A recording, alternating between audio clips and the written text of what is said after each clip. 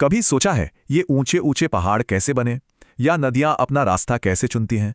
ज्यादातर लोग सोचते हैं कि भूगोल सिर्फ नक्शे रटने का नाम है, पर ऐसा बिल्कुल नहीं है। असल में ये हमारे ग्रह की कहानी और उसके अजूबों को समझने का विज्ञान है। भूगोल शब्द आया है प्राचीन ग्रीक से, जिसका मतलब है पृथ्वी का वर्णन। है ना दिलचस्प? इसे ऐसे समझिए जैसे भूगोल एक बड़ी पहेली हो जिसके कई अलग अलग टुकड़े हैं। इसकी दो खास शाखाएं हैं, भौतिक भूगोल जो कुदरत को समझता है और मानव भूगोल। भौतिक भूगोल हमें पहाड़ों से लेकर शक्तिशाली नदियों तक दुनिया के प्राकृतिक तत्वों को दिखाता है। इसका मकसद ये जानना है कि हमारी दुनिया कैसे काम करती है और वक्त के साथ कैसे बदल रही है। तो चलिए इस पहेली के कुछ खास टुकड़ों को जरा और करीब से देखते हैं। पहला है भू आकृति विज्ञान, यानी ये जमीन की अलग अलग बनावट का अध्ययन है।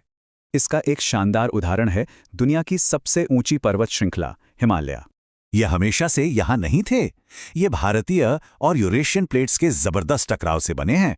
पहेली का अगला अहम टुकड़ा है जल विज्ञान, यानी पृथ्वी पर पानी का अध्ययन। जल विज्ञान बताता है कि नदी बेसिन हमारे ग्रह के सर्कुलेटरी सिस्टम की तरह काम करते हैं।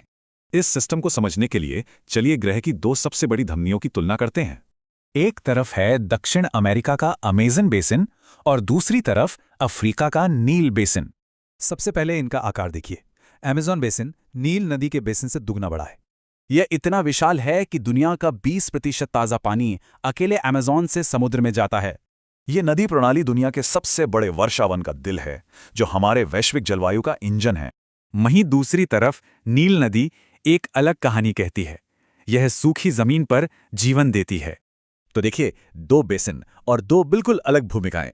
अमेज़न एक क्लाइमेट इंजन है और नील एक जीवन रेखा। तो ये सब जानना क्यों जरूरी है? इन विशाल प्रणालियों को समझना आज इतना अहम क्यों है? क्योंकि ये हमें जलवायु से लेकर कृषि तक हर उस मुद्दे को समझने में मदद करता है जो हम सबको प्रभावित करता है। आखिर में ये एक सरल लेकिन गहरी बात बताता है कि प्राकृतिक ताकतें ही हमारी दुनिया को आकार देती हैं।